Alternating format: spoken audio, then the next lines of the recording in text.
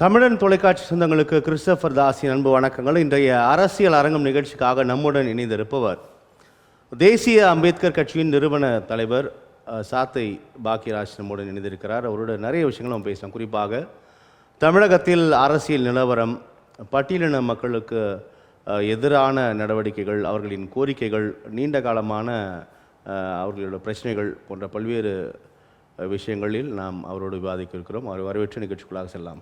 Sir வணக்கம். வணக்கம் sir. நலமாக இருக்கீங்களா? நல்லா இருக்கு சார்.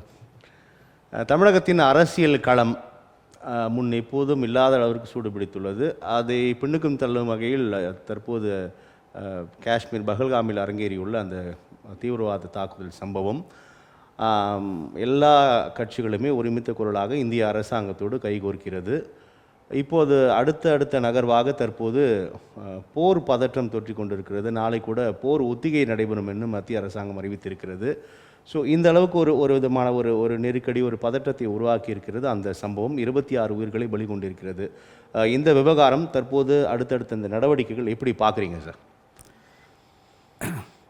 இந்தியா சுதந்திரம் அடைஞ்சதுலேருந்து பாகிஸ்தானுக்கு சுதந்திரம் கொடுத்துட்டாங்க. இஸ்லாமிய மக்கள் பாகிஸ்தானோட போகிறவங்க போகலாம், இருக்கிறவங்க இருக்கலாம்.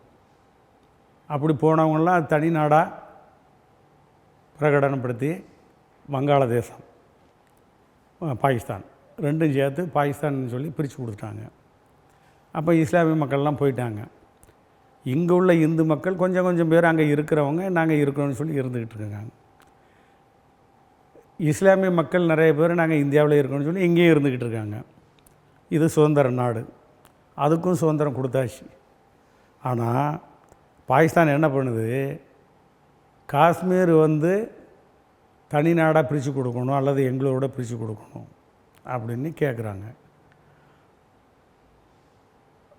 காஷ்மீர் ஜம்மு அண்ட் காஷ்மீர் அது ஒரு தனி நாடு. அது யாருக்கும் சரியாக புரிஞ்சுக்கிட்ட தன்மை இல்லை. புரிஞ்சுக்கிட்டவங்களுக்கு தெரியும் அது ஒரு தனி நாடு. அவங்க பாகிஸ்தானோட போக விரும்பலை. அப்போ எங்களுக்கு பாதுகாப்பு வேணும்னா இந்தியாவோட உதவி கேட்காங்க. பாகிஸ்தானுக்கு பயந்து போய் இவன் எப்போ வேணாலும் அடிச்சுனோட பிடுங்குவான்னு சொல்லி. இது நீண்ட கால வரலாறு. அப்போ ஜம்மு அண்ட் காஷ்மீர் என்ன பண்ணுறாங்கன்னா, இந்தியாவில் ஒரு பேச்சுவார்த்தை இது பண்ணி எங்களுக்கு நீங்கள் பாதுகாப்பு கொடுக்கணும், அப்போ நீங்கள் எங்களோட சேருங்க இந்தியா கேட்குறது.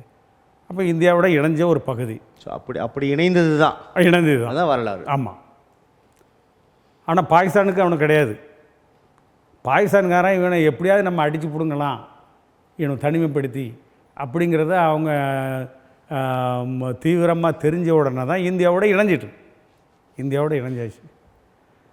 இந்தியாவோட இணைஞ்சதுனால என்னன்னா, இந்தியாவில் ஒரு பகுதி ஆகிட்டு, கன்னியாகுமரியிலேருந்து காஷ்மீர் வரைக்கும் ஒரே இந்தியா அப்படின்னு ஆயிட்டு. இந்த நிலையில் இவனு என்ன பண்ணுறான்னா, அப்பப்போ அந்த காஷ்மீரை எப்படியா பிடிக்கணும்னு தீவிரவாதிகளை உருவாக்கி அப்பப்போ நம்ம இந்தியாவோட இந்த தீவிரவாதி வச்சு மோதிக்கிட்டு எல்லாம் உங்களுக்கு எல்லாம் பார்க்குறவங்க மக்கள், நம்ம இந்திய மக்களுக்கு எல்லாத்துக்கும் தெரியும், எல்லா குடைஞ்சலும் கொடுக்கான் பாகிஸ்தானுக்காரன். அப்போ நாம் அவனை அடிக்கும்போது எல்லோரும் பாகிஸ்தானை அடிக்க வேண்டாம், இது பண்ண வேண்டாம், அது பண்ண வேண்டாம், அப்படி பண்ண வேண்டாம் அப்படின்னு நிறுத்தி விட்டுருந்தாங்க.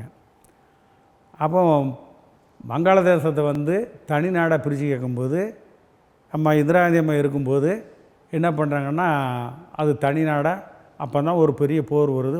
நம்மளுக்கு எல்லாம் தெரியும். அந்த போரில் வெற்றி பெற்று அது தனி நாடாக ஆக்கி விட்டாங்க. நம்மளோட இந்தியாவோட சேர்க்கலை, அது ஒரு தனி இஸ்லாமிய நாடாக தான் ஆக்கியிருக்காங்க. அப்போ அப்படிப்பட்ட சூழ்நிலையில் பாகிஸ்தானுக்கு எப்படிலாம் பழி வாங்கணும் நம்மளுக்கு, ஜம்மு காஷ்மீர் அது மட்டும் இல்லை, இந்தியாவில் எங்கெங்கே முக்கியமான நகரங்கள், சிட்டி, அங்கெல்லாம் தீவிரவாதியை வச்சு தாக்கணும். பாம்பேயில் தாஜ் ஹோட்டல், இது மாதிரி நிறைய, அதாவது ரயில்வே இடம், அந்த இடம் எல்லாம் தீவிரவாதி வச்சு எல்லாம் பண்ணான். இந்தியாவில் நாம் பதிலடி கொடுத்தோம். இங்கே வந்தவனுக்கு தான் பதிலடி கொடுத்தவனு தவிர பாகிஸ்தானுக்கு நேரடியாக போரில் இன்னும் இறங்கலை. அந்த வங்காளதேசத்துக்கும் பாகிஸ்தானுக்குள்ள பிரச்சனையை தவிர மீதி இதில் இறங்கலை. இன்னைக்கு வரைக்கும் அவன் அடிச்சுக்கிட்டே இருப்பான், குட்டை குனிஞ்சிக்கிட்டே இருக்குன்னா என்ன அர்த்தம்? அப்போ இன்னைக்கு வரைக்கும் அவன் செய்கிறது செஞ்சுக்கிட்டு தான் இருக்கான். ஆனால் இந்தியாவோட மோதி வெற்றி பெற முடியாது அப்படின்னு பாகிஸ்தான் நாட்டுக்காரனுக்கு தெரியும். தெரிஞ்சு மோதுறான்னா பேக்ரவுண்டு ஏதாவது 1-2 நாடுகளை வச்சு இந்தியாவை வம்புக்கு இழுத்து மற்ற நாடுகளோட மோத விட்டுறணும். இதுதான் அவனோட திட்டம்.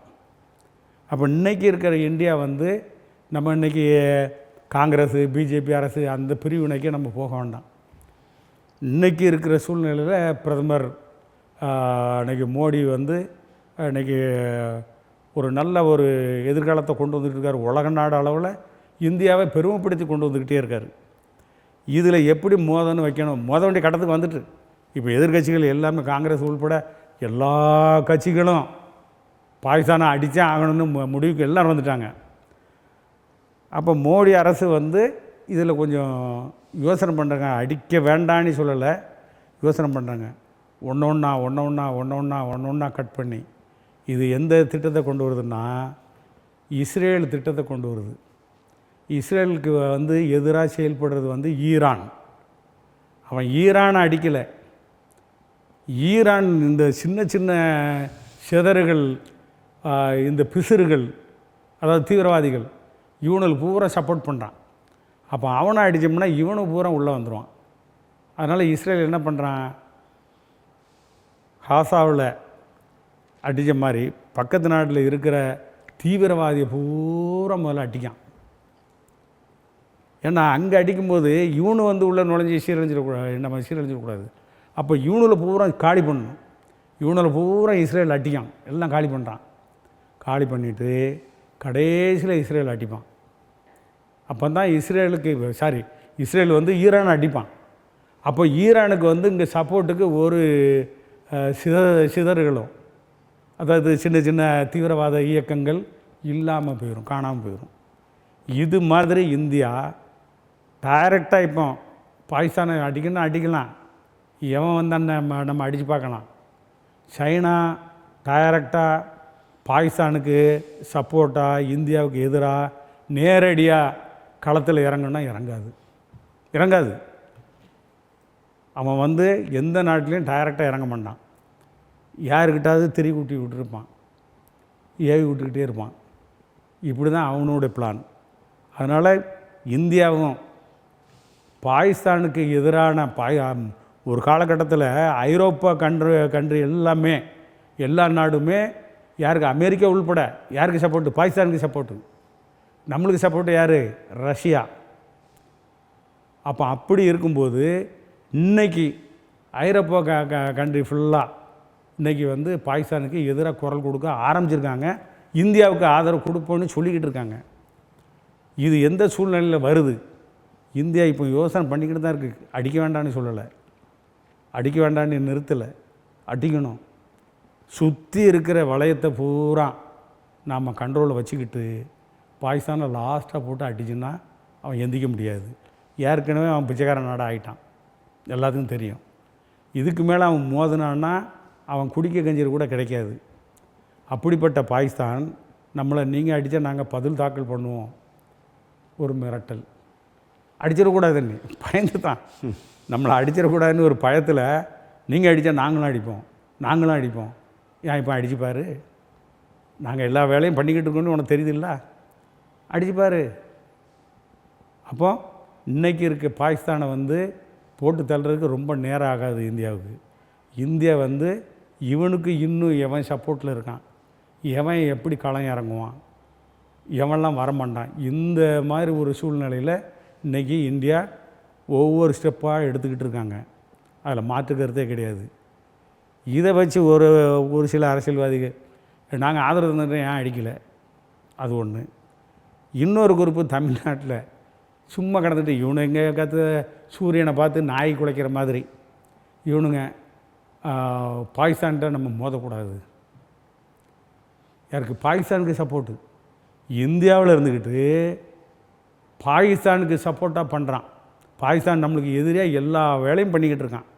அப்போ இங்கேருந்து எதையும் பேசலான்னு சொல்லி இந்தியாவுக்கு எதிராக செயல்படுற பாகிஸ்தானுக்கு சப்போர்ட்டாக இங்கே பேசிக்கிட்டு இருக்கானுங்க ஒரு சில அப்படி பாகிஸ்தானுக்கு ஆதரவாக பேசுகிறாங்களா? ஆமாம், ஒரு சில அரசியல்வாதி தலைவர்கள் பேட்டி கொடுத்துக்கிட்டு இருக்காங்க. நான் பிறகு நேரடியாக பேரை சொல்லணுன்னாலும் சொல்லிடுறேன். பாகிஸ்தான்கிட்ட மோதக்கூடாது, பாகிஸ்தான் அடிக்கக்கூடாது. இது மத்திய அரசுக்கும் பாகிஸ்தானுக்குள்ள பிரச்சனை. அப்போ மத்திய அரசு யார்? மத்திய அரசுக்கும் பாகிஸ்தானுக்குள்ள பிரச்சனையாம். அப்போ மத்திய அரசு யார்? இந்தியா தானே. இங்கே போகிற ஒன்றிய அரசுன்னு சொல்லிக்கிட்டு அழைக்கிறீங்களே, ஒன்றிய அரசு யார்? ஒரு இந்திய அரசை வந்து ஒன்றிய அரசுன்னு சுருக்கமாக நீ சொல்கிற, கேவலப்படுத்தி அசிங்கப்படுத்தி சொல்லணுங்கிறதுக்காக வேணும்னு இன்றைக்கி திமுக கூட்டணிக்காரங்க சொல்லிக்கிட்டு அலைகிறாங்க.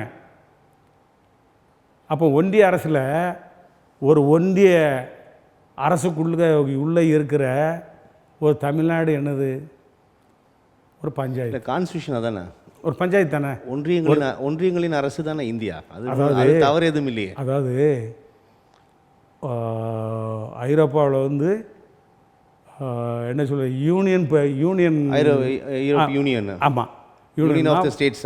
பல நாடுகள் ஒன்றா சேர்ந்தது தான் யூனியன். நம்ம பல மாநிலங்கள் ஒன்றா சேர்ந்து இந்தியாவை ஆயிட்டு, பல மாநிலங்கள்லாம் சேர்ந்து இன்றைக்கி சிக்கிம்லாம் வந்து நம்மளோட இணைஞ்சு தான் இந்தியாவை ஆயிடுச்சு. இந்த மாதிரி நிறைய மாநிலங்கள் நம்ம இந்தியாவோட சேர்ந்து இந்தியாவை ஆயிட்டு. அதை வந்து எப்படி ஒன்றியன்னு சொல்கிறது? நம்ம இந்தியா ஒருங்கிணைந்த இந்தியாவை ஆயிட்டே.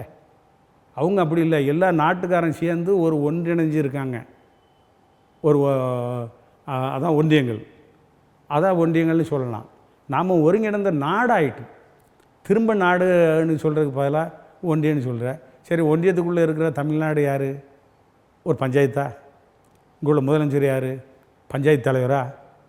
இங்குள்ள எம்எல்ஏக்கள்லாம் யார்? பஞ்சாயத்து உறுப்பினர்களா? இதான கேள்வி. இது வரைக்கும் இல்லாதது இன்றைக்கி வந்து பஞ்சாயத்து ஒன்றியம்னு சொல்லிக்கிட்டு அடைஞ்சா இதுவே அசிங்கப்படுத்தணுங்கிற நோக்கத்தோட. ஏன் காங்கிரஸ் ஆண்ட காலத்தில் நீ ஒன்றியன்னு சொன்னியா? சொல்லலையே. நீங்கள் மத்திய சர்க்காராக இருக்கும்போது ஒன்றிய மினிஸ்டர்னு சொன்னீங்களா? ஸோ இந்த போர் விவகாரம் அல்லது இந்த பகல்காம் தீவிரவாத தாக்குதல் என்பது இந்தியாவில் ஒரு அரசியல் பேசு பொருளாக உருவாக்கி இருக்கிறார்கள் சொல்லுங்க. இப்போ உருவாக்கிக்கிட்டு அரசாங்கத்தின் நடவடிக்கையை கடந்து பாஜக அப்படின்ற மாதிரி பேசுகிறாங்கன்னு அப்படி பேச ஆரம்பிச்சிட்டாங்க. எங்கே? தமிழ்நாட்டில் மட்டும் அப்படி பேச ஆரம்பிச்சிருக்காங்க. அப்போ இதெல்லாம் வந்து தவறு. ரெண்டாவது, பாகிஸ்தானுக்கு ஆதரவாக பேசுகிறவங்களெல்லாம் தேசிய பாதுகாப்பு சட்டத்தில் கைது பண்ணணும். இன்றைக்கி இருக்க சூழ்நிலை நீ பாகிஸ்தானுக்கு வறந்து கட்டி நீ பேசிக்கிட்டு இருந்தால் உன்னை தேசிய பாதுகாப்பு சட்டத்தில் தான் கைது பண்ணணும். இல்லை, அதுக்கான சட்ட நடவடிக்கைகள் பாயும் அதில் மறுப்பதற்களை நம்ம அப்படி பேசிட முடியாது. இப்போது நாளை நடைபெற உள்ள அந்த போர் ஒத்திகை நிகழ்ச்சி மத்திய அரசாங்கத்தில் அறிவிப்பு ஒரு விதமான ஒரு போர் பதற்றம் உருவாகி இருப்பதை எப்படி புரிஞ்சுக்கலாம்? நீங்கள் நடவடிக்கை மிக சரிதான், எடுக்கப்பட வேண்டும் என்பதில் மறுப்பதற்கில்லை. இந்த இந்த இந்த ஒரு பதற்றத்தை நம்ம எப்படி புரிஞ்சுக்கலாம்? இப்போ இருக்கிற பதட்டத்தை இப்போ நாளைக்கு முடிவு பண்ணுறாங்க. நாளைக்கு முடிவு பண்ணிவிட்டு ஒரு சில நாடுகள் அவனை செய்தது தவறு தான், அதனால் போர் இருவரும் பேசி தீர்த்து கொள்ளுங்கள் அல்லது இருவரும் மறுபரிசீலனை செய்யுங்கள்லாம் ஒரு சில நாடுகள் சொல்லிக்கிட்டு இருக்கு. நிறைய கருத்துக்கள் தொடர்கிறது. இரு நாட்டிற்கும் பாதிப்பு, இந்தியாவையோட பாகிஸ்தானுக்கு பாதிப்பு அப்படின்னு சொல்கிறாங்க. அது நியாயமான. பாகிஸ்தான் நாங்கள் எதிர்கொள்ள தயாராக இருக்கோம்னு அறிக்கை விடுறாங்க. ஸோ இதெல்லாம் பரஸ்பர கருத்து போயிட்டு இருக்குது வச்சுங்க. அப்போ மற்ற நாடுகள் இதில் பேசி தீர்க்கணும் அப்படிங்கிறது நியாயமான ஒரு இது. ரெண்டு நாட்டிலும் அழிவுகள் அங்கே 1000 பேர் சேர்த்தானே அங்கே ஒரு 10 பேராக சாவானே நம்ம ஆட்கள். அப்போ அப்படி ஒரு அழிவுகள் வந்துடக்கூடாதுன்னு சொல்கிறது அது வேறு. பாகிஸ்தான்கிட்ட கூட மோதக்கூடாதுன்னு சொல்கிறது இது வேறு. வார்த்தைகள் வித்தியாசம் இருக்குது. அப்போ பாகிஸ்தானுக்கு சப்போர்ட் பண்ணுறவன் பாகிஸ்தானோட ஓடிடும், இல்லைன்னா தேசிய பாதுகாப்பு இடத்துல உள்ளதுக்கு போடு. தமிழ்நாட்டில் தான் இன்றைக்கி நிறைய அமைப்பு தலைவர்கள் அப்படி பேசிக்கிட்டு இருக்காங்க. அது ஒரு பக்கம் இருக்கட்டும். இன்றைக்கி நாளைக்கு எடுக்கிற முடிவுகள் நிறையா சமாதான நாடுகள் பண்ணிக்கிட்டு இருக்காங்க. ஒரு சில நாடுகள் இந்தியா எந்த நடவடிக்கை எடுத்தாலும் நாங்கள் ஆதரவு கொடுக்க தயாரிட்டாங்க வந்துட்டு. இன்றைக்கி இந்தியாவில் எதிர்க்கட்சியே இன்றைக்கி ஆதரவு கொடுத்துட்டேன். ராகுல் காந்தி தலைமையில் எல்லாருமே மத்திய அரசுக்கு ஆதரவு. ஆமாம், இதில் ஒருங்கிணைஞ்சு எல்லாம் மாறுபட்ட கருத்து மாதிரி வெவ்வேறு விமர்சனங்கள் வேறு தளங்களில் உருவாகி இருப்பதை பார்க்க முடிகிறது. இருந்தாலும் கட்சிகள்லாம் ஒருமித்த குரல் தான் இருக்கு. ஆமாம். ஸோ நாடுன்னு வரும்போது எல்லாம் ஒன்றா சேர்றோன்னா நம்மளே வரவேற்கணும் அது. ஆமாம், நாடு ஒன்று சேரும்போது எதிர்க்கட்சி ஆளுங்கட்சி எல்லாம் ஒன்றா சேர்ந்து இதை செய்யலாம் அப்படின்னு எல்லாம் வரும்போது எல்லோரும் முன் வரும்போது நம்ம எல்லாரும் வரவேற்கணும், சந்தோஷப்படணும். இப்போ அந்த பகலகம் தாக்குதல் நம்ம பொறுத்திருந்து பார்க்கலாம். இந்த நாளை ஒரு சில நாட்களில் என்ன நகரப்போகும் என்பதை. தமிழகத்தில் நம்ம அரசியல் களம் பார்க்கும் பொழுது தமிழகத்தோட அரசியல் களம் எப்படி இருக்குன்னு பார்க்குறீங்க? குறிப்பாக பட்டியலின மக்களுக்கான கோரிக்கைகள், நான் தலைப்பில் குறிப்பிட்டது போல் அவர்களுக்கான பிரச்சனைகள், தீர்வுகள், தேர்தல் வாக்குறுதிகளாக கொடுத்தது என்பன நிறைய விஷயங்கள் போய்கொண்டே இருக்கிறது. இந்த 21 திமுக ஆட்சி இன்னும் 10 மாதங்களில் அடுத்த தேர்தலை நோக்கி காத்து கொண்டு இருக்கக்கூடிய நிலையில் இந்த விவகாரங்களை எப்படி பார்க்குறீங்க? இன்றைக்கி சாத்தை பாக்கியராஜனே எல்லாத்துக்கும் தெரியும். தமிழ்நாட்டில் எல்லா அரசியல் கட்சிகளுக்கும் தெரியும், எல்லா டிபார்ட்மெண்ட்லையும் தெரியும். எனக்கு இதிலே சொல்லிடுறேன், எனக்கு சுகர்னால் காலில் கட்டி வந்து ஆப்ரேஷன் ஆகி நடக்க முடியாத சூழ்நிலை இருக்கேன். இன்றைக்கி பேட்டி வந்திருக்குன்னா நாங்கள் தள்ளுவண்டியில் வந்த மாதிரி வந்திருக்கோம், ஒரு ஆதங்கத்தை வெளியிடுறதுக்காக. இந்த மாதிரி சூழ்நிலையிலையும் நாம் வந்து ஒரு ஆதங்கத்தை வெளிப்படுத்த வாரோம். எங்கள் சமுதாய மக்களுக்கு சென்ட்ரல் கவர்மெண்ட்லேருந்து, அதான் மத்திய சர்க்கார் கொடுக்குற தாட்கோ மூலமாக எங்கள் மக்கள் கொடுக்குற பணத்தை டிஎம்கே, நான் வந்து எங்கள் கட்சி வந்து தேசிய அம்பேத்கர் கட்சி, அதோட நிறுவன தலைவர் நான் சாத்தை பாக்கியராஜ். இதில் வந்து தாட்கோ மூலமாக பணம் சென்ட்ரல் கவர்மெண்ட்லேருந்து தமிழ்நாட்டு மக்களுக்கு கொடுக்குற பணம் டிஎம்கே ஆட்சிக்கு வந்த உடனே 1 வருஷம் 2 வருஷம் அந்த பணத்தை இவங்க பயன்படுத்திக்கிட்டு, அதை வேற ஒன்றும் பண்ண முடியாது. 1 வருஷம் 2 வருஷம் இவங்களே பயன்படுத்திக்கிட்டு ரொட்டேஷன் பண்ணி இவங்க என்ன பண்ணுறாங்க, இந்த கடனை வாங்கிறதுக்கு தமிழ்நாட்டில் 1000 மக்கள், எஸ்சி எஸ்டி மக்கள் வாங்கிறதுக்கு ஆள் இல்லைன்னு ரிட்டர்ன் பண்ணிட்டான். 5000 கோடி. அப்போ 5000 கோடி வந்து நாங்கள் வந்து எங்கள் மக்கள் எவ்வளவு இன்றைக்கி கூலி வேலை செஞ்சுக்கிட்டு இருக்காங்க. ஒரு கடை வைக்கிறதுக்கோ, ஒரு ஆடு வளர்க்குறதுக்கோ, ஒரு மாடு வளர்க்குறதுக்கோ, ஒரு பன்னி வளர்க்குறதுக்கோ இதுக்கோ மக்கள் தயாராக இருக்காங்க. பணம் இல்லை. 1 லட்ச ரூபா கடன் வாங்கினா 10,000 ரூபா கமிஷன் வாங்குறாங்க கட்சிக்காரன், அரசியல்வாதி. எங்கள் பணத்தை 1 லட்ச ரூபா வாங்குறதுக்கு இவனுக்கு 10,000 ரூபா கமிஷன். இப்படி உள்ள சூழ்நிலையில் எங்கள் தாட்கோ பணத்தை பூராமே திமுக அரசு வந்ததும் 5000 கோடியை ரிட்டர்ன் அனுப்பிட்டான். இங்கே பணம் வாங்குறதுக்கு ஆள் இல்லைன்னு, கடன் வாங்குறதுக்கு ஆள் இல்லைன்னு சொல்லி இங்கே லோனுக்கு அலைகிறாங்க மக்கள், கடையாக அலைகிறாங்க. எதுக்கு? யாராவது பிடிச்சி நம்ம லோன் வாங்கிடலாமா அப்படின்னு. இவங்ககிட்ட லஞ்சம் கமிஷன் ஏதாவது தரேன்னு சொல்லி அங்கே கொண்டு போனால் அவன் ஒரு கமிஷன் கேட்கான். அப்போ நீங்கள் பட்டியலின மக்களின் வாழ்வாதாரம், அவர்களுடைய பொருளாதாரம் மேம்பட வேண்டும் என்பது தான் அந்த நிதிக்கான சிறப்பு உட்கூறு திட்டமான நோக்கமே. தாட்கோ இவருக்கு கிடைக்காதா என்று ஏங்கி தவித்து கொண்டிருக்கக்கூடிய நிலையில் ஆமாம் திருப்பி அனுப்புகிறார்கள் அப்படின்னா எந்த அடிப்படையில் இந்த தவறு நடைபெறுகிறது? அதாவது 1 வருஷம் 2 வருஷம் இவங்க வந்து அதை வச்சு கடனை கொடுக்கலாம். இல்லைன்னு சொன்னால் கடன் வாங்குறதுக்கு ஆள் இல்லைன்னு சொல்லி ரிட்டர்ன் பண்ணலாம். இந்த 1 வருஷம் 2 வருஷம் இல்லை 3 வருஷம் இவங்க தமிழ்நாடு கவர்மெண்ட்டை இவங்க யூஸ் பண்ணிக்கிடுவாங்க. 5000 கோடின்னு என்னாச்சு, எவ்வளோ இன்ட்ரெஸ்ட் வருது, இவங்க பயன்படுத்திக்கிடலாம். இப்படி பயன்படுத்திக்கிட்டு எங்கள் மக்கள் அந்த காலகட்டங்களில் யாருமே கடன் வாங்க வரலையா? அதான் நான் சொல்லல, வாங்குறதுக்கு தான் ஆளாளன்னு அலைகிறாங்களே. அப்புறம் அந்த இவன் கமிஷன், அவன் கமிஷன், இவன் கமிஷன், அது எதுலேயே பிச்சை காசு கொஞ்சம் கொடுக்குற மாதிரி கொடுத்துக்கிட்டு மொத்த அமௌண்ட்டையும் மொத்தமாக வச்சுக்கிட்டான். கொடுக்கல, போகிறவங்களுக்கு கொடுக்குற ஆளாளன்னு அலைஞ்சி கை காசெல்லாம் செலவு பண்ணிட்டு சிலவங்க லோனே கிடைக்க மாட்டேங்குன்னு சும்மாவும் கிடக்காங்க. இதில் எனக்கு தெரியும், ஏன்னா நான் கன்னியாகுமரியிலேருந்து சென்னை வரைக்கும் எனக்கு அமைப்பு இருக்குது. நம்ம ஸ்டார்டிங்கில் ஆரம்பித்தது பறையர் பேரவை, இன்றைக்கி ஒரு அரசியல் கட்சியாக இருக்குதுன்னு சொல்லி டாக்டர் அம்பேத்கர் பேரில் தேசிய அம்பேத்கர் கட்சி. அம்பேத்கர் கட்சி அவர் ஒரு தேசிய தலைவர்னால தேசிய அம்பேத்கர் கட்சி. அப்போ நாங்கள் தமிழ்நாடு பூரா நாங்கள் நிர்வாகிகள் வச்சுருக்கோம். எல்லா அமைப்பிலும் எல்லா மாவட்டத்திலும் அவங்க அமைப்பு இருக்குது. அப்போ ஒவ்வொரு ஊர்லேயும் கிராமத்துலேயும் மக்கள் லோனுக்குன்னெலாம் அலையும் போது எல்லாத்தையும் பார்க்குறோம். அப்போ லோன் கடைசி வரைக்கும் கொண்டு போய்ட்டு கடைசியில் லோனு இல்லை ஒன்றையை நம்பி தர முடியாதுங்க. அதாவது தாட்கோ பணம் கொடுக்குது. இப்போ எங்கள் ஆளுக்கு ஒரு ஆளுக்கு ஒரு 10 லட்ச ரூபா கொடுக்காங்க, இல்லை 1 லட்ச ரூபா, எங்களை 1 லட்ச ரூபா கொடுக்காங்க. இந்த 1 லட்ச ரூபா போய் பேங்கில் போட்டு இது பண்ணும்போது 1/3 3ல் 1 வந்து எங்களுக்கு வந்து ஃப்ரீயாக மானியமாக கொடுக்காங்க தாட்கோ. மீதி கடனை என்ன பண்ணுறான்னா பேங்க்கு அனுப்பிடுறான். இப்போ ஒரு 30,000 போக 70,000 நீ பேங்க்கில் வாங்கிக்கானே அவன் அனுப்பிடுறான். பேங்கில் போனால் நீ என்ன சூருட்டி கொடுக்க, 70,000 ரூபாய்க்கு சூருட்டி கொடு. இவன் 70,000 ரூபாய்க்கு சூருட்டி கொடுக்கணும் தான் இவன் ஏன் லோனுக்கு போகிறான். ஆனால் ஷூரிட்டி கேட்கக்கூடாதுன்றது அந்த விதியில் இருக்குது இல்லையா? இல்லை சூருட்டி கேட்கக்கூடாது. ஓரளவு லோனுக்கு சூருட்டி கேட்கக்கூடாது. அவன் அதை கேட்குற மாதிரி கேட்டு உங்களுக்கு லோனு இல்லைன்னு திருப்பி அனுப்பிடுறான். இப்படி நிறைய பேர் போகிறாங்க. 1-2 இந்த மாட்டு லோன் தாட்கோ வந்து அது தனி வங்கி வேணுன்ற கோரிக்கை கூட இருக்குது ரொம்ப நாளாக இல்லை? கரெக்டாக இப்போ சொன்னீங்க. இப்போ தனி வங்கின்னு சொன்னீங்களா, இப்போ நான் சொல்கிறேன். எங்களுக்கு நீங்கள் ஒவ்வொரு வங்கிக்காக அனுப்புகிறீங்க. தாட்கோ எங்களுக்கு லோனை கொடுத்துறீங்க. 1,00,000 ரூபாய்க்கு சாங்ஷன் பண்ணி கொடுத்துறீங்க. 30,000 நீ ஃப்ரீயாக கொடுக்க, 70,000 நீ பேங்கில் வாங்கிக்கான்னு அனுப்பிடுற. பேங்காரன் எங்களுக்கு தர மாட்டேங்கான். சூருட்டி காட்டி சூருட்டி இல்லாதனால தர மாட்டேன்னு சொல்ல மாட்டேங்கான். அப்போ நீங்கள் இப்போ சொன்னீங்க கரெக்டாக.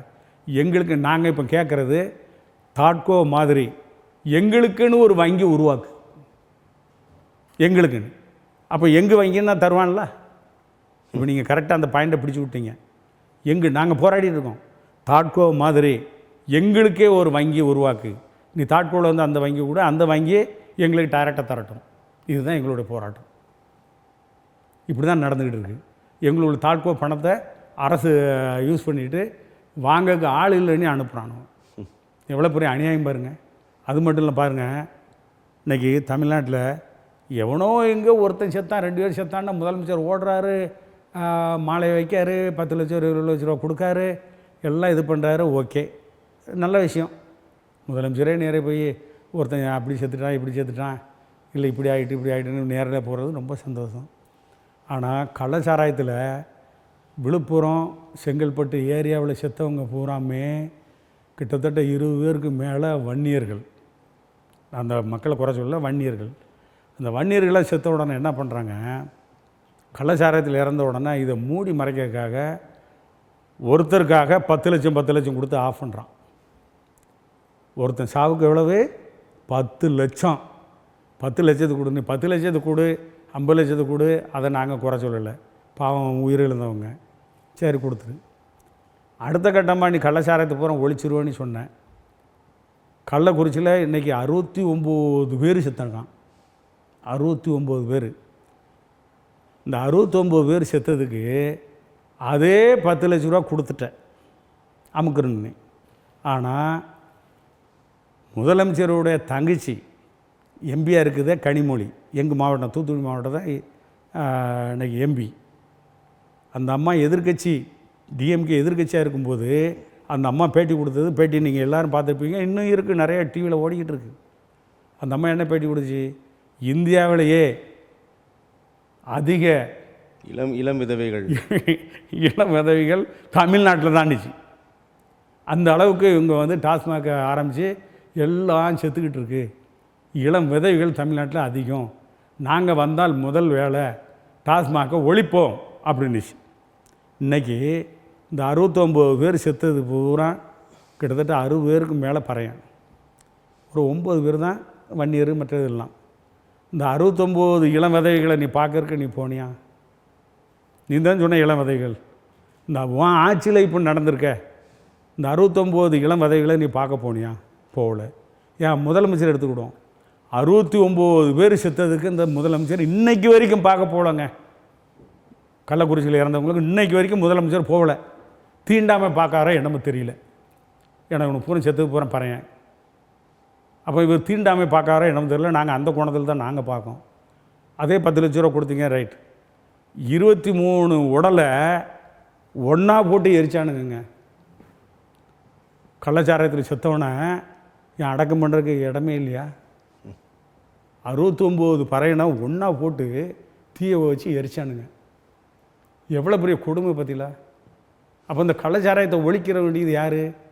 நீ விழுப்புரத்துலேயும் செங்கல்பட்டுலேயும் சம்பவம் நடந்தவொடனே ஒழிச்சிரும்னு சொன்ன ஒழிச்சிருந்தால் இந்த 69 எண்ணிக்கை செத்துருக்காது. அப்போ இந்த 69 பேர் சாகிறதுக்கு காரணம் யார்? முதலமைச்சர். போலீஸ் கண்ட்ரோல் உங்கள் கண்ட்ரோலில் தானே இருக்குது. நீ முதலமைச்சர், நீ என்ன செய்யணும்? அடுத்தால கள்ளச்சாராயத்தை தமிழ்நாடு பூரா ஒழிச்சிருக்கும்ல, ஒழிக்கலையே. அப்போ இந்த கள்ளச்சாராயத்தினால தான் இன்றைக்கி 69 பேர் செத்துருக்கான். குலகாரன் யார்? முதலமைச்சர். தமிழக முதலமைச்சர் தான் குலகாரன். அப்போ அங்குள்ளவங்க மேலாம் இந்த போலீஸ் அதிகாரி உள்பட நிறைய பேர் காட்டி கொடுக்கவங்க கூட நேர்மையாக உள்ளவங்க இருக்கான். அது சம்மந்தப்பட்ட அதிகாரி மேலெலாம் கொலை கேஸை ஃபைல் பண்ணணுன்னு நாங்களும் சொல்கிறோம். இதே டிவி பேட்டிங்கில் நான் சொல்லியிருக்கேன். அப்போ இந்த 69 பேருக்கு மேலே இந்த அநியாயம் செஞ்சவங்க மேலே ஏன் நடவடிக்கை எடுக்கப்படலை? அது ஒரு பக்கம். ரெண்டாவது பாருங்கள், வயசான கிழவிகள்லாம் வெட்டி கொலை. அவங்க எங்கே சண்டைக்கு போவாங்க? என்ன கொலைன்னு பார்த்தா, ஒன்று பாலியல், இன்னொன்று நகை. செய்கிறது பூரா யார்? 18 வயசு, 20 வயசு, 30 வயசுக்குள்ள பசங்க. எப்படி செய்கிறானுங்க? கஞ்சா போதையில். இந்த அரசாங்கத்தில் பட்டியலின மக்களுக்கு இழைக்கப்படுகின்ற துரோகம் அல்லது தேர்தல் வாக்குறுதிகள் எதிர்க்கட்சியாக இருந்தபோது சொன்னார்கள், தற்போது செய்யவில்லை அப்படின்ற தொடர் குற்றச்சாட்டுகள் வைக்கிறீங்க. ஆனால் மீண்டும் மீண்டும் திராவிட முன்னேற்ற கழகம் தலைமையிலான அரசாங்கம் இது வந்து சமூக நீதி அரசு, திராவிட மாடல் அரசு, சமூக நீதி அரசு அப்படின்றது தான் ஒவ்வொரு மேடை தோறும் அந்த முழக்கங்களை முன்வைக்கிறார் முதலமைச்சர். நீங்கள் பட்டியலின மக்களுக்கு எதுவுமே செய்யவில்லைன்றீங்க, ஒன்றுமே செய்யலையா? அதாவது ஒரு கேடி வந்து நான் களவு எடுத்தேன்னு சொல்லுவானா? சொல்ல மாட்டான். இவங்க வந்து நாங்கள் கெட்டது எதுவுமே செய்யலை, நல்லது தான் செய்கிறேன்னு சொல்கிறாங்க. அது யார் வேணாலும் எடுத்துக்கிடலாம், இல்லை விட்டுடலாம். நாங்கள் எடுத்துக்கிட முடியாது.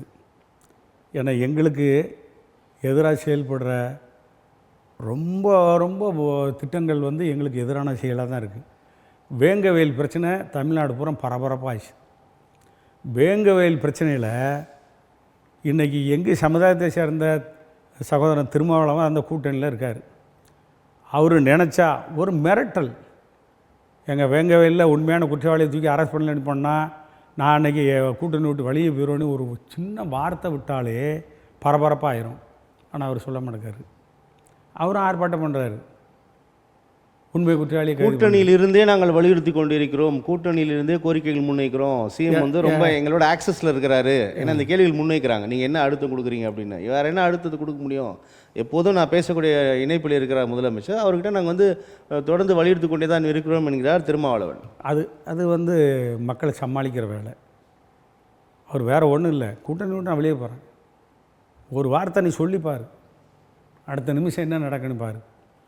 அவன் எங்கு மக்களை அந்த 3 பேர் மேலே குற்றவாளின்னு சொல்லியிருக்கானே, அந்த 3 பேர் குடும்பமும் அந்த தண்ணியை குடித்து ஆஸ்பத்திரியில் கிடக்காங்க. எப்படிங்க இந்த தவறு பண்ணுறவன் குடும்பமும் அதை குடிச்சிட்டு ஆஸ்பத்திரியில் கிடப்பாங்க? இதை நீ கேட்கணுமா வேண்டாமா? மற்ற அமைப்புகள்லாம், தலித் அமைப்புகள் எல்லா அமைப்பும் கேட்குது, ஒன்றையும் தவிர. அவருமே கேட்டிருக்காரு. நீங்கள் இல்லை, கேட்டு என்ன பிரயோஜனம்? நீங்கள் வந்து அதை புகார் கொடுத்தவர்கள் மீதே இந்த வழக்கு திருப்பிவிடப்பட்டு இருக்கிறது. இந்த வந்து எனக்கு வந்து இந்த சட்டத்தின் மீது நம்பிக்கை இல்லை, இந்த வழக்கு விசாரணையோட போக்கில் மாறுபாடுகள் உள்ளது அப்படின்னு பதிவு சென்று தான் இருக்காரு. இது சரியான காரணம் கிடையாது. கூட்டணி விட்டு விலகு, என் சமுதாயத்துக்கு நீ செய்யலைன்னா உன்ட்ட என்னடா எனக்கு கூட்டணி, எனக்கு நீ கூட்டணி இல்லைன்னா இன்னொரு கூட்டணி, வெளியே வா. இல்லை வெளியில் வரன்னு மிரட்டல் கொடு, தன்னால் அவன் பயப்படுவான்.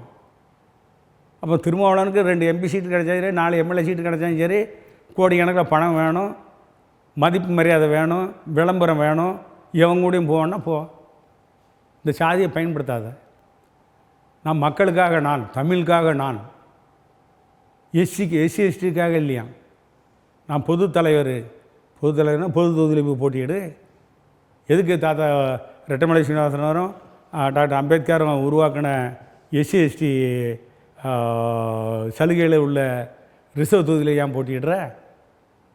போ, நீ பொது தொகுதியில் போட்டியிடு. தமிழர் தலைவர் தானே, தமிழர் பூரா ஓட்டு போடாமல் போ. நீ எதுக்கு வந்து ரிசர்வ் தொகுதியில் போட்டியிடுற? அப்போ நீ வந்து சமுதாயத்தை கூட்டி கொடுத்து வாழ்ந்துக்கிட்டு இருக்கிற. திருமாவளவன் கேட்க, உனக்கெல்லாம் இது அந்த அரசியல் தேவையா? எவ்வளோ நாளையா நீ வாழ்ந்துருவ? எத்தனை வருஷம் வாழ்ந்துருவ?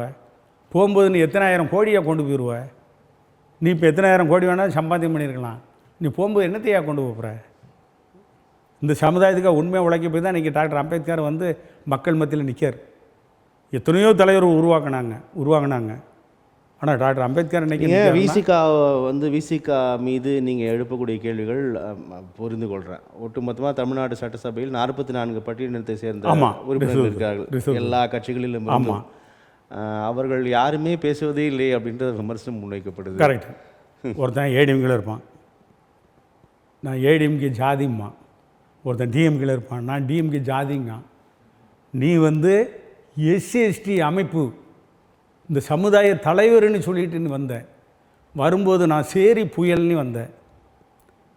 இன்றைக்கி தமிழருக்காக போராட தமிழர் தலைவர்னு மாறிட்டேன். சேரி புயல்னு வந்தெல்லாம் சேரி மக்களுக்கு நீ போராடணும்ல, அதை சொல்லி தானே நீ இந்த பதவிக்கு வந்திருக்க. அப்போ அரசியல்வாதியை விட நீலாம் முக்கியம். நீலாம் இன்றைக்கி வேறு எந்த எஸ்சி சமுதாயமும் ஆளுங்கட்சி கூட்டணியில் இல்லை, ஒன்று ஒருத்தனை தவிர. அப்போ நாங்கள் எல்லோரும் கேட்குறது ஒன்றே தானே கேட்போம். வேறு யாரை கேட்க முடியும்? அடுத்தவனை கேட்க முடியுமா? வேறு தலித்து கூட்டணி வேறு எதாவது இருந்திருந்தால் அதையும் கேட்கலாம். இருக்கிறது நீ ஒருத்தன் தான். நான் வந்து இந்த அளவிற்கு நான் வந்து வலியுறுத்தி கொண்டே இருக்கிறேன், அழுத்தங்களை தந்து கொண்டே இருக்கிறேன் என்பதால் தான் தலித் மக்களுக்கு எதிரான, பட்டியலின மக்களுக்கு எதிரான பிரச்சனைகள் இந்த அளவிற்கு அது நிற்கிறது. இல்லைன்னா இன்னும் அதிகரிக்கும் அப்படின்ற வாதம் முன்வைக்கப்படும். இது எங்கள் மக்களை ஏமாத்துகிற வேலை. எஸ்சி மக்களை ஏமாற்றிக்கிட்டே இருக்கார் சகோதரன் திருமாவளவன். சரி, நல்லா இருக்கட்டும், எம்பி ஆகட்டும், எம்எல்ஏ இருக்கட்டும், எத்தனை ஆயிரம் கோடிக்கு சொந்தம், ஏன் லட்சக்கணக்கான கோடிகளுக்கு சொந்தமாக இருக்கட்டும், நல்லா வாழட்டும். 150 வருஷம் வாழ்ந்துருவாரா? அவருக்கு இப்போ 60, 62 வயசு ஆகுது. என் வயசு தான். நான் ஏப்ரல் 29, அவர் ஆகஸ்ட் 17, ஒரே வருஷம். 150 வருஷம் நீ வாழ்ந்துருவியா? உன்னால் வாழ முடியாது. நீ எத்தனாயிரம் கோடி வச்சுருந்தாலும், எவ்வளோ சொத்து வச்சுருந்தாலும், எவ்வளோ புகழ் இருந்தாலும், இன்னொரு 50 வருஷம் உன்னால் வாழ முடியாது. இருக்கிற வரைக்கும் இந்த மக்களுக்கு நன்மை செய்யிட்டு நல்ல பேர் வாங்கிட்டு போ, கெட்ட பேர் வாங்காத. நாங்கள் என்ன சொல்கிறோம், நீ யாருக்கும் பங்கு வச்சு கொடுக்க வேண்டாம் சொத்தெல்லாம், இந்த மக்களுக்காக குரல் கொடு. நீ தான் ஆளுங்கட்சி கூட்டணியில் இன்றைக்கி சிஎம்கிட்ட டைரக்டாக இருந்து பேசக்கூடிய ஒரு எஸ்சி தலைவர் நீ ஒருத்தன் தான் இன்றைக்கி. அப்போ நீ நினச்சா நடக்கும். மிரட்டல் விடு, உன் கூட்டணிலேருந்து விலகிருவோன்னு இப்போ மட்டும் பேட்டி கொடு, எல்லா கதையும் முடிஞ்சு. இப்போ நீங்கள் எதிர்பார்க்குற உங்களுடைய கோரிக்கைகள் மட்டும்தான் பேசப்படணும்னு இல்லை இல்லையா? நீங்கள் மிரட்டல் விடுன்றதே நீங்கள் தொடர்ந்து வலியுறுத்துறீங்க. அவர் வந்து அவருடைய அரசியல் பாதையில் அவருடைய அது ஒரு ஸ்ட்ராட்டஜியாக மூவ் பண்ணிகிட்ருக்காரு. நீங்கள் மிரட்டல் விடுவதை மட்டும்தான் ஏற்றுக்கொள்வீர்களா? அதாவது மிரட்டல், அதாவது 4 சட்டமன்ற உறுப்பினர்கள், அவர் சொல்கிறார்கள் அதில் 2 வந்து தலித் அல்லாதவர்கள் பொது தொகுதியில் நின்று வெற்றி பெறுகிறார்கள். ஸோ இதெல்லாம் அவர் ஒரு பாதையை வகுத்து பயணித்து கொண்டிருக்கிறார். நீங்கள் வந்து கூட்டணி விட்டு வெளியே வந்தால் இன்னொரு கூட்டணிக்கு அது வழிவகுத்து விடும். அதனால் கூட அவர் யோசிக்கலாம்ல. இல்லை, யோசனை பண்ணுறது வேறு, மிரட்டலுங்கிறது வேறு. நீ வெளியே வர வேண்டாம், அதிலே இரு, மிரட்டிப்பார், வேலை முடியும்னு சொல்கிறேன். ஒன்று வெளியே வான்னு நான் சொல்லலையே. நீனும் எங்களோட பிச்சைக்காரனே இருக்காதுன்னு நினைக்கேன். நாங்கள் பிச்சைக்காரன். சரி, இப்போ அந்த கூட்டணியில் திருமாவளவன் அந்த கோரிக்கையை வைக்க வேண்டும், அவர் அழுத்தம் கொடுக்க வேண்டும், நான் புரிந்து கொள்கிறேன். இந்த திமுக அரசு சமூக நீதி மாடல் அப்படின்றதான் தன்னை பிரகடனப்படுத்திக் கொள்கிறது, அதை பெருமையாக பேசுகிறது. அப்போது சமூக நீதி மாடல் என்று சொல்லக்கூடிய அரசில் இவ்வளவு சிக்கல்கள் தொடர்கிறது. இப்போ சமூக நீதி எப்படி பார்க்குறீங்க? நீங்கள் சமூக நீதி இல்லைன்னு சொல்கிறீங்களா? சமூக நீதி இன்றைக்கி திராவிட மாடல் ஆட்சின்றாரு. திராவிட மாடல் ஆட்சி ஒன்று தெரியுமா? நிறைய பேருக்கு தெரிஞ்சவங்க தெரியும். திராவிட நாடுனா எது? திராவிட நாடு தமிழ்நாடு இல்லை. திராவிட நாடுனா தென்னிந்தியா. தென்னிந்தியான்னு எத்தனை மாநிலம் வருது உங்களுக்கு தெரியும்? தமிழ்நாடு, கேரளா, கர்நாடகா, தெலுங்கானா இதெல்லாம் சேர்ந்து திராவிட நாடு. அப்போமே அறிஞர் அண்ணா வந்து திராவிட நாடுன்னு தனி நாடு கேட்போன்னு சொல்லி போராடி இருக்காரு. அடைந்தால் ஆமாம் திராவிட நாடு, இல்லையில் சுடுகாடு என்ற முழக்கம் முன்வைத்தது தமிழகம். ஆமாம். அப்போ தனி நாடை அடைய முடியல. என்ன சொல்லிட்டாரு? இங்கே ஒற்றுமை இல்லை, இவன் மலையாளி, இவன் கன்னடம், இவன் தெலுங்க, இவன் தமிழன், திராவிட நாடை கைவிடுறா அப்படின்னு விட்டார். நீ இன்னைக்கு திராவிட நாடுங்க. திராவிட நாடுன்னா ஆந்திராவும் உண்டு, கர்நாடகாவும் உண்டு, மலையாளமும் உண்டு. நீ எல்லாரும் திராவிட நாடுங்கிறத விட்டுட்டானு, கை விட்டானுங்க. நீ மட்டும் பிடிச்சிக்கிட்டு அழையுதியா திராவிட நாடுன்னு? தெலுங்கு நாடுன்னு சொல்லலாம். அப்போ நீ தெலுங்கர் ஆட்சின்னு சொல்கிறியா?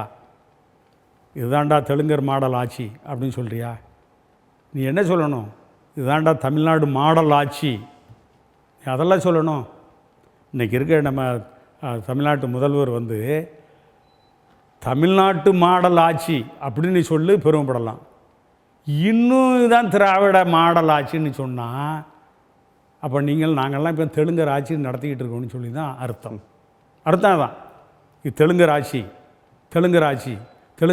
அப்படின்னு சொல்லிக்கிட்டு இருக்காரு.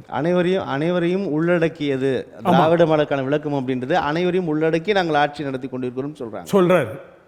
மற்ற மாநிலம்லாம் நாங்கள் திராவிடன் இல்லைன்னு போயிட்டாங்க. அவங்களாம் இல்லைன்னு போயிட்டாங்க. நீ என்ன அதையே பிடிச்சிக்கிட்டு அலையுத? அப்போ தமிழ்நாட்டில் இன்றைக்கி தமிழனுக்கு மரியாதை இல்லைங்கிறத நீ சொல்லாமல் சுட்டி காட்டுறியா? நாங்கள் அதான் கேட்க வேண்டியிருக்கு. அது மாதிரி தான் இப்போ நடந்துக்கிட்டு இருக்கு. 2026 கூட இந்த ஆட்சியோட பார்ட் 2 அப்படின்னு சொல்லி பெரும் நம்பிக்கை விதைக்கிறார் முதலமைச்சர். எப்படி பார்க்குறீங்க? சரியான நம்பிக்கை. ஏன்னா எத்தனை லட்சம் கோடிக்கோ இவங்க குடும்பம் இன்றைக்கி பணக்கார குடும்பம் ஆகிட்டு, அதை மாற்றுக்கிறதே கிடையாது. இன்றைக்கி இந்தியாவில் நம்பர் 1 பணக்கார நாடாக ஆகிக்கிட்டு இருக்கு, பணக்கார குடும்பம் ஆகிக்கிட்டு இருக்கு. இன்னொரு பக்கம் உலக நாடு அளவுலேயும் பணக்கார குடும்பமாக ஆகலாம் அப்படின்னு போய்கிட்டு இருக்கு. ஆனால் தமிழ்நாடு மட்டும் நீங்கள் ஆட்சிக்கு வரதுக்கு முன்னால் 6.5 லட்சம் கோடி கடன்னு சொன்னீங்க. இன்றைக்கி 9.5 லட்சம் கோடி கடன்னு சொல்கிறீங்க. 4 வருஷத்தில் 4 லட்சம் கோடி ஏறிட்டு இந்த பணத்தை எங்கே அப்படின்னு சொல்லி சென்ட்ரல் கவர்மெண்ட்டில் மினிஸ்டர்ஸ்லாம் கேட்டாங்க. அப்போ இந்த பணம் எங்கே போச்சு, எங்கே போகுது? நீ மத்திய சர்க்கார் தரல. நிதி அமைச்சர் இதற்கான போதிய விளக்கங்களை தருகிறாரே சட்டமன்றத்தில், அது ஏற்றுக்கொள்ள மாட்டீர்களோ? நீ தமிழ்நாட்டில் கொடுக்க வேண்டாம், தமிழர்களுக்கு கொடுக்க வேண்டாம், இங்கே உள்ள சட்டசபை கொடுக்க வேண்டாம், சென்ட்ரல் கவர்மெண்ட்டு நீங்கள் சொன்ன மாதிரி ஒன்றிய மினிஸ்டர் கேட்காரு, அவங்களுக்கு பதில் சொல்லுங்கள். அவங்களுக்கு பதில் வரலன்றாங்களே. இத்தனை லட்சம் கோடி நீங்கள் 4 வருஷத்தில் வாங்கியிருக்க, அந்த பணம் எங்கே? ஏற்கனவே நீங்கள் நிதி தர மறுக்கிறீர்கள் அப்படின்னு சொல்லி தமிழ்நாடு மாநில உரிமைகளை நீங்கள் பறித்து கொண்டே இருக்கிறீர்கள். மும்மொழி கொள்கையை ஏற்றுக்கொண்டால்தான் நிதியே தருவேன் என்கிறீர்கள். என் பிள்ளைகளுக்கு கல்வி நிதியை கூட நாங்களால் தர முடியாமல் கஷ்டப்பட்டு கொண்டிருக்கோம்னு சொல்கிற தமிழ்நாடு அரசு. அதுதான் சொல்ல வரேன். மெட்ராஸ் சிட்டி வெள்ளத்தில் முங்கிச்சு. அப்போ அந்த அம்மா ஜெயலலிதா காலத்தில் வீட்டுக்கு வீடு 5000 ரூபா எல்லாத்துக்கும் சைட் பண்ணி கொடுத்தாங்க, யாருக்கும் இல்லைன்னு சொல்லாமல். இவங்க 6000 ரூபா அறிவிச்சாங்க. சரி பாதி டோக்கன் கொடுத்தாங்க, சரி பாதி டோக்கன் கொடுக்கல. அந்த சரி பாதி டோக்கன் கொடுத்ததில் அதுலேயும் சரி பாதி தான் 6000 ரூபா கொடுத்தாங்க. டோக்கன் வாங்கி வச்சுருக்கவனுக்கு பாதி பேர் வாயில் வச்சுட்டு அழுதான், பணம் முடிஞ்சு போச்சு, பணம் இல்லைன்னு. நிர்மலா அந்த பேர் என்ன, Nirmala Sitharaman central minister, finance minister, அது என்ன சொல்லுது? நாங்கள் 1000 கோடி தந்திருக்கோம், இந்த தண்ணியெல்லாம் வெளியேற்றுறதுக்கு, சுத்தம் பண்ணுறதுக்கு, இதுக்கு 4000 கோடி தந்திருக்கோம். இந்த 5000 கோடி எங்கே கணக்குங்க? ஆனால் கேட்டது பல ஆயிரம் கோடி, நீங்கள் தந்ததோ சில ஆயிரம் கோடி தான் சொல்லுது தமிழக அரசு. ஆமாம், பல ஆயிரம் கோடி தான் கொடுத்துருக்கு. இதுக்காக தந்த பணத்தை எங்கே? 4ல் 1 தான் கொடுத்துருக்கீங்க. 4ல் 1 6000 ரூபா கணக்கு பண்ணி கொடுத்தா 1000 கோடியில் இன்னும் மிச்சம் இருக்குது. இந்த 5000 கோடி தண்ணியை வற்ற வைக்கிறது போன்ற இதெல்லாம் கிளீன் பண்ணுறது, அது அப்படி இப்படின்னு இவனை கணக்கு எழுதுகிறான். அதில் ஒருத்தன் அவனு தமிழ்நாடு மினிஸ்டரே சொல்கிறான் 40% தான் செலவழிச்சிருக்கோம். இன்னொரு மினிஸ்டர் சொல்கிறான் 90% தான் நாங்கள் செலவு பண்ணிட்டோம் அப்படின்னு. அப்போ யார் சொல்கிறது உண்மை? 2 மினிஸ்டர் 2 பேரும் மாற்றி சொல்கிறான். ஒருத்தன் 40% தான் பண்ணியிருக்கோன்னா, ஒருத்தன் 90% தான் பண்ணிட்டோன்னா. 90% பண்ணால் தண்ணி ஏன் இப்படி நிற்குது? அந்த கேள்விக்கு இன்னொருத்தன் கேட்க, இல்லை 40% தான் பண்ணியிருக்கோம் அப்படின்ட்டான். இன்னொரு மினிஸ்டர் சொல்லிட்டான், எல்லாமே ஆதாரப்பூர்வமாக இருக்குது. அந்த அம்மா கேட்குற கேள்வி, நாங்கள் சென்ட்ரல் கவர்மெண்ட்லேருந்து தர பணம் என்ன ஆச்சு, அதுக்கு கணக்கு என்ன ஆச்சு? நீ இதுவே ஒழுங்காக கணக்கு தரலையே, மேற்கொண்டு நீங்கள் ஒன்றிய அரசு பணம் தரணும், இந்த பணம்லாம் எங்கே போகுதுன்னு கேட்கு அந்த அம்மா. இந்த பணம்லாம் எங்கே போகுது? இதுதான் கேள்வி. இப்போ நம்ம தமிழ்நாட்டு மக்கள் நம்ம முழிக்க வேண்டியிருக்கு. இவனு இங்கே இப்படி பேசுகிறான், சென்ட்ரல் மினிஸ்டர் எல்லாம் இப்படி கேட்காங்க. அப்போ இந்த இடைப்பட்ட பணம்லாம் எங்கே போகுது? உண்மையிலே தமிழ்நாட்டு மக்களுக்கு இவங்க கொடுக்காங்களா? இல்லை கொடுக்கலையே அவங்க குடும்பத்துக்கு போகுதா, இது யாரும் ஒன்றும் கண்டுபிடிக்க முடியல. இதுதான் நாட்டு சூழ்நிலை. அதுதான் இவ்வளவு பிரச்சனைகள், இவ்வளோ குற்றச்சாட்டுகள் இருக்கும்போது தான் முதலமைச்சர் பெரும் நம்பிக்கை விதைக்கிறாரு. 2026 நாங்கள் பார்ட் 2 உறுதியாக 200 அதிகமான தொகுதிகளில் வென்றெடுப்போம்னு சொல்கிறாரு முதல்வர். வென்றெடுப்போம்னு சொல்கிறாரு. இன்னும் சில திட்டங்கள்னு இருக்குது. நாங்கள் ஏற்கனவே வாக்குறுதி கொடுத்தது 90% நிறைவேற்றினாங்க. பெட்ரோல் டீசல் 5 ரூபா குறைப்பேன்னாங்க. குறைச்சாங்களா? இல்லை. பெட்ரோலுக்கு மட்டும் 3 ரூபா குறைச்சாங்க, டீசலுக்கு குறைக்கலை. 5 ரூபா குறைப்பேன்னாங்க, குறைக்கலை. இதுக்கு சிலிண்டருக்கு மாதம் 100 ரூபா குறைப்பேன்னாங்க. 4 வருஷம் ஆச்சு. 100 ரூபா குறைச்சாங்களா? அவங்க கொடுத்த வாக்குறுதி மக்கள் கேட்கல. எங்களுக்கு 100 ரூபா எங்களுக்கு குறைச்சி கொடுப்பீங்களா, ஓட்டு போடணும்னு கேட்கல. மாணவர்களோட கல்வி கடன் ரத்து, மாதம் ஒரு முறை மின் கணக்கீடு, இதெல்லாம் நிறைய தேர்தல் வாக்குறுதி செயல்படுத்தாமல் தான் இருக்கிறது. இன்னும் சில மாதங்களில் செயல்படுத்தி விடுவோம்னு சொல்கிறாங்க. எஞ்சிய காலகட்டங்களில் ஆட்சி முடிஞ்சு எங்கள் தேர்தல் ஆட்சி முடிஞ்சு 2026 நாங்கள் பண்ணுவோம். ஆட்சி முடிஞ்சு 5 வருஷம் முடிஞ்சு 2026 நாங்கள் பண்ணுவோம்மா. எப்படி ஏற்றுக்கிட்டது? எல்லாம் தமிழ்நாட்டில் பூரா அரசியல்வாதி பூரா நான் ஒட்டுமொத்தமாக சொல்ல எல்லாம் திருட்டு போயிடுவோம்.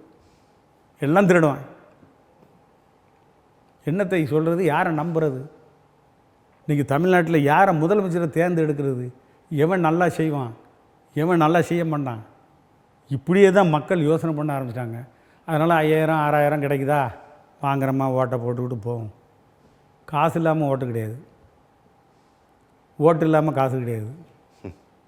இப்படி ஆகிப்போச்சு. என்ன செய்கிறது? இல்லை மக்களாவது திருந்தணும். இவனை பூரா நம்ம பணத்தையும் நம்மளுக்கு அடிச்சுட்டு 5000 ரூபா 2000 ரூபா 3000 ரூபா கொடுத்து ஓட்டு வாங்கிட்டு திரும்ப நம்ம பணத்தையே கொள்ளையடிக்கான்.